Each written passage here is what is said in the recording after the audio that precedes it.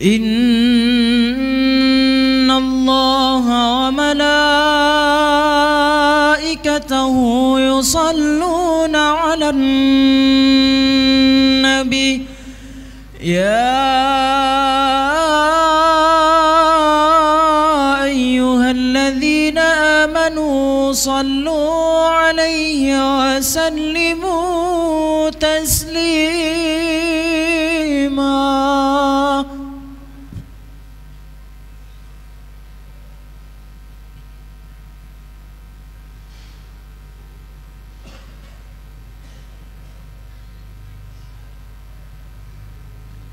Assalamualaikum warahmatullahi wabarakatuh. Allahu Akbar, Allahu Akbar, Allahu Akbar, Allahu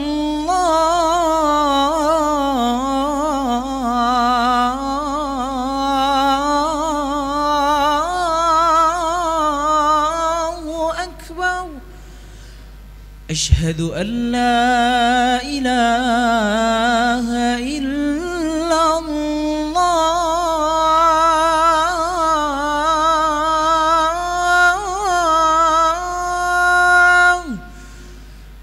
أشهد أن لا إله إلا الله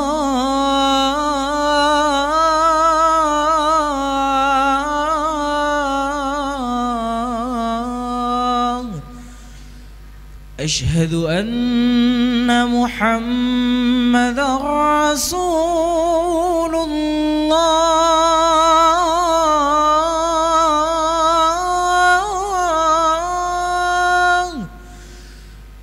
أشهد أن محمدًا رسول الله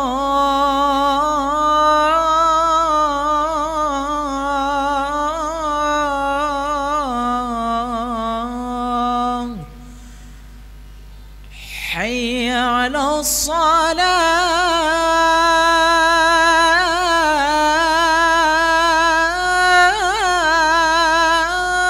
الصلاة حي على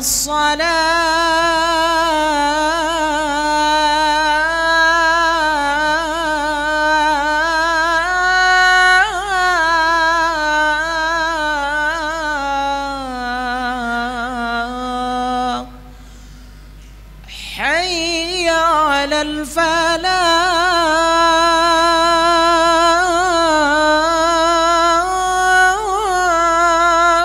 الفلاح حي على الفلاح.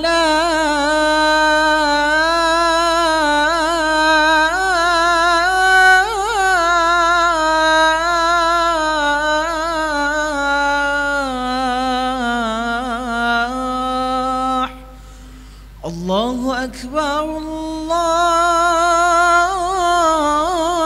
الله أكبر، لا إله إلا الله.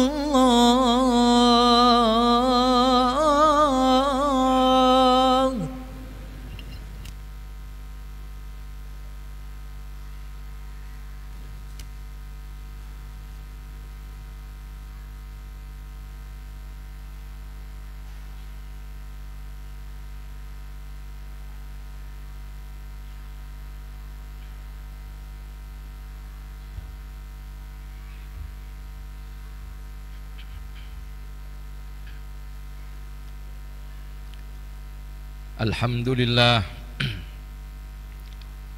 Alhamdulillahil karimil bar, wa huwa ilahul arshil akbar.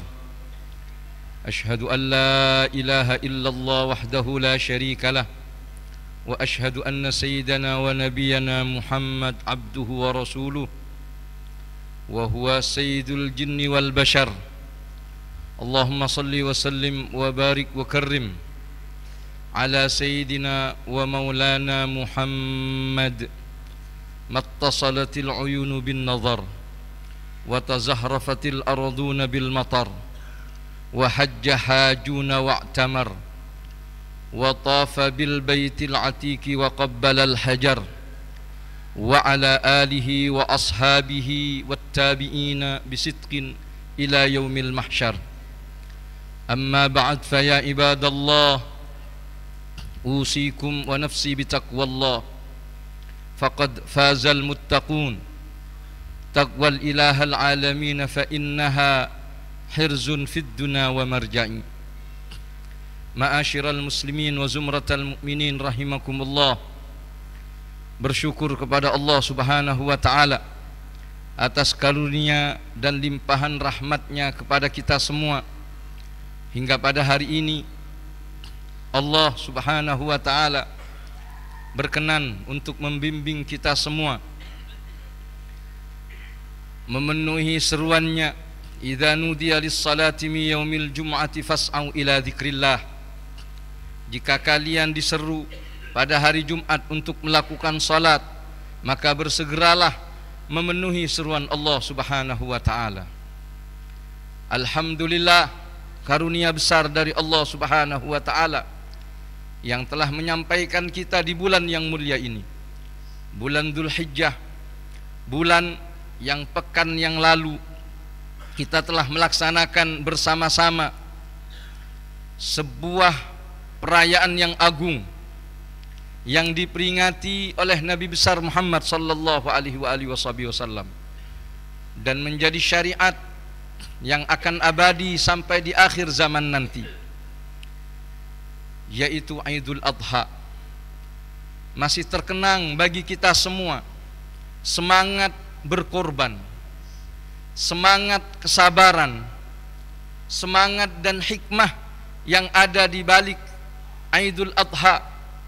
Cerita tentang Nabi Allah Ibrahim alaihissalam yang begitu patuh kepada Allah Subhanahu wa taala, serta putranya Ismail alaihima wa ala nabiyina afdalus salati wa azkat tahiyati wat taslim, yang di dalam hidupnya memasrahkan dirinya kepada Allah Subhanahu wa taala, membuktikan kehambaannya di hadapan Allah Subhanahu wa taala. Adalah Nabi Allah Ibrahim alaihissalam yang ketika ia ungkapkan akan perintah Allah yang ada di dalam mimpi, beliau mengatakan kepada putranya bahwa dirinya telah bermimpi, telah menyembelih putranya tersebut yang merupakan isyarat perintah dari Allah Subhanahu wa taala.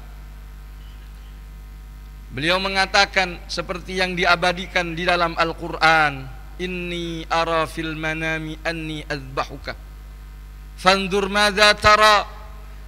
Saya bermimpi di dalam tidurku bahwa aku menyembelih dirimu dengan tanganku sendiri di depan mataku sendiri.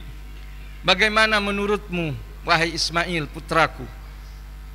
Maka dia mengatakan, Ismail menjawab, ya abati fa'al ma tu'mar satajudini insyaallah minas sabirin. Wahai ayahku, laksanakan apa yang diperintahkan oleh Allah. Engkau akan menemukan diriku sebagai orang yang bersabar atas segala perintah dari Allah Subhanahu wa taala. Akan rela, pada dasarnya diriku adalah milik Allah. Inna lillahi wa inna ilaihi raji'un. Kita semua adalah milik Allah dan akan kembali kepada Allah Subhanahu wa taala.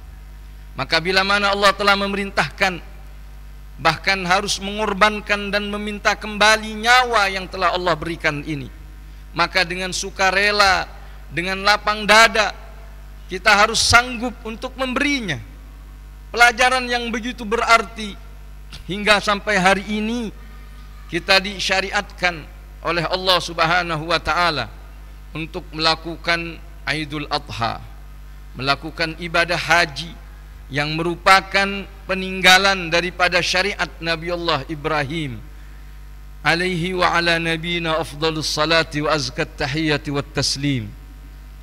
Sungguh kita akan menemukan betapa pelajaran yang sangat berharga hubungan antara seorang ayah dengan anak. ayah yang bertakwa kepada Allah, maka akan melahirkan anak-anak yang bertakwa kepada Allah.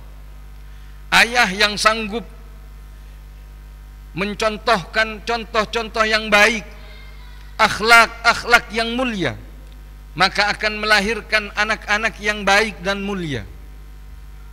Ini yang semestinya tertanam di dalam jiwa kita bersama, bahwa perjuangan dan kehambaan kita adalah bagaimana membentuk dan mendidik keluarga kita, anak-anak kita, agar mereka menjadi hamba Allah yang sesungguhnya, mengenal Allah dalam artian totalitas di dalam ketakwaan, mengenal Allah, mencintai para kekasih Allah Subhanahu wa ta'ala, hatinya dihuni dan diisi oleh sesuatu yang diridhai oleh Allah Subhanahu wa ta'ala, seperti apa yang telah ditanamkan oleh Nabi Ibrahim kepada putranya Ismail, seperti yang pernah kita saksikan dan kita dengarkan di dalam ayat-ayat suci Al-Quran. Bahkan kalau kita perhatikan dari Nabi pertama, Nabi Allah Adam, ayah kita bersama,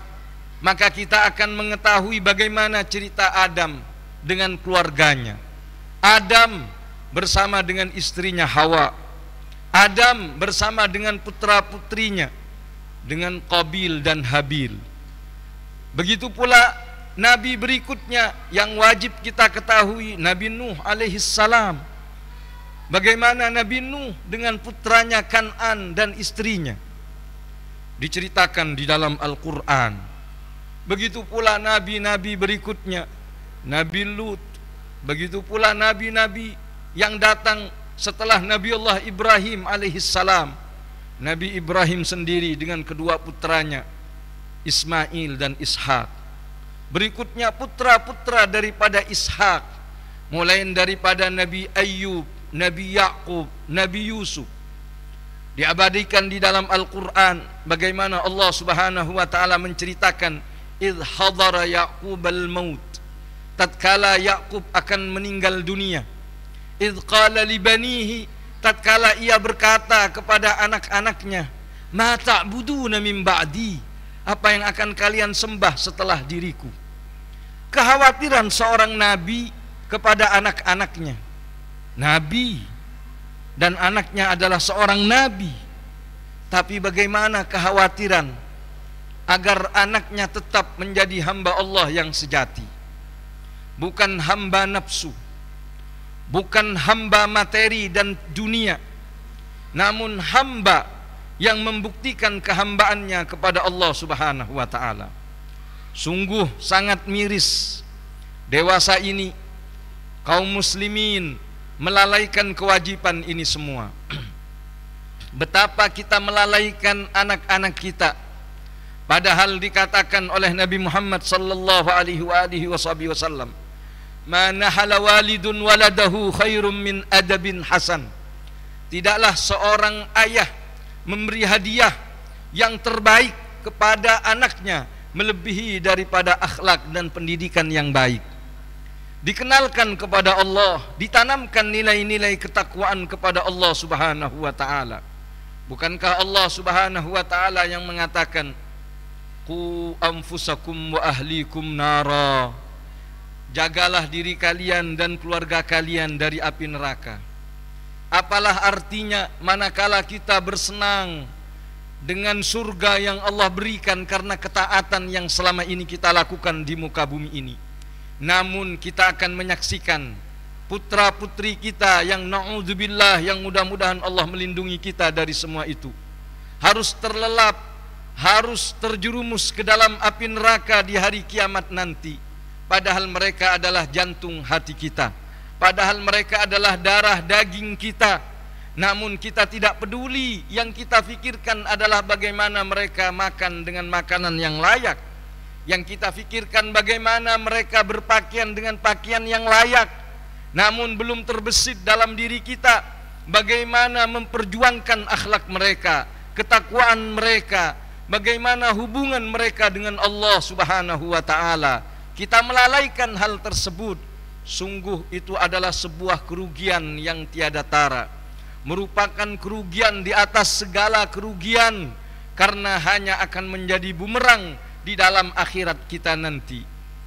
Disinilah pelajaran bahwa Allah Subhanahu wa ta'ala mengutus para anbiya wal mursalin yang semuanya menceritakan tentang keluarga, sehingga sebagian kaum salihin pernah mengatakan, faman dhanna anna tarbiyatal usrah laisa bijihadin faqad naqasa fi aqlih wa dinih. Siapa yang menyangka bahwa mendidik anak istri, mendidik keluarga dengan pendidikan yang benar sesuai dengan syariat Allah Subhanahu wa ta'ala, itu bukan jihad fi sabilillah, bukan perjuangan yang mendapatkan pahala yang besar, maka akal dan agamanya kurang, tidak sempurna akal dan ibadahnya. Karena sesungguhnya perjuangan kita hari ini dengan segala tantangan yang kita saksikan, bagaimana pergaulan bebas telah mengancam putra-putri kita, bagaimana narkoba yang senantiasa mengintai terhadap kehidupan keluarga kita, bagaimana dekadensi moral, degradasi daripada tradisi yang mulia, kita lalaikan semuanya. Dan sangat memprihatinkan terhadap generasi-generasi kita.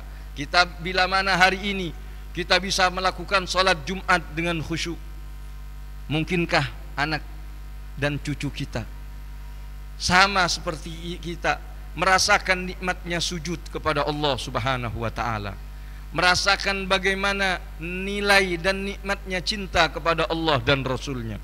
Atau mereka malah bergelimang di dalam kemaksiatan, lupa terhadap Allah, bahkan dibawa oleh setan dan iblis. Na'udzubillah wal iyadzubillah. Disinilah kita diperlukan untuk memperhatikan hal ini, mengingat kembali perjuangan para anbiya wal mursalin, termasuk apa yang dilakukan oleh baginda Nabi besar Muhammad sallallahu alaihi wasallam di dalam menjaga keluarganya, di dalam menjaga orang-orang yang menjadi tanggung jawabnya, agar jangan sampai mereka malah akan menjerumuskan kita di dalam siksaan Allah Subhanahu wa ta'ala. Inna ahsanal kalam kalamu man la takhfa alaihi khafiyah. Wallahu subhanahu wa ta'ala yaqul wa biqawlihi yahtadil muhtadun wa idha quri'al qur'anu fastami'u lahu wa ansitu la'allakum turhamun. Wa qala azza min qail fa idha qara'tal qur'ana fasta'idh billahi minasy syaithanir rajim. A'udzu billahi minasy syaithanir rajim. Bismillahirrahmanirrahim. Wal 'ashri innal insana lafi khusr illa alladhina amanu wa 'amilus salihati wa tawasaw bil haqqi wa tawasaw bis sabr. Barakallahu li wa lakum fil Qur'anil 'azim wa nafa'ani wa iyyakum bima fihi minal ayati wadh dhikril hakim. Aqulu qawli hadha wa astaghfirullah li wa lakum fastaghfiruhu innahu huwal ghafurur rahim.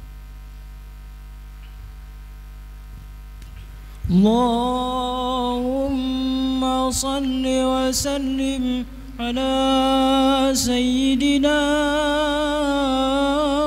Muhammadin wa ala ali sayyidina Muhammad.